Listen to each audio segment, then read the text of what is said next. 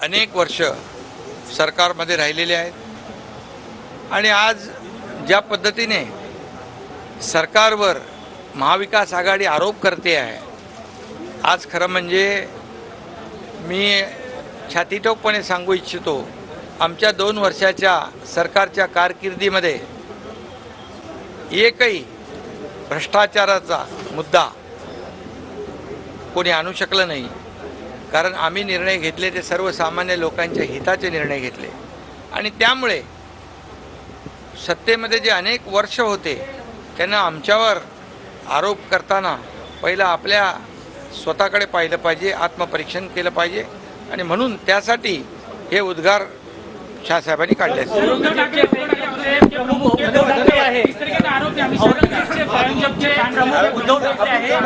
अमित शहा म्हणतात की उद्धव ठाकरे हे औरंगजेब फॅन क्लबचे सरदार आहे. तुम्ही लोकसभेच्या निवडणुकीमध्ये पाहिलेलं आहे ना.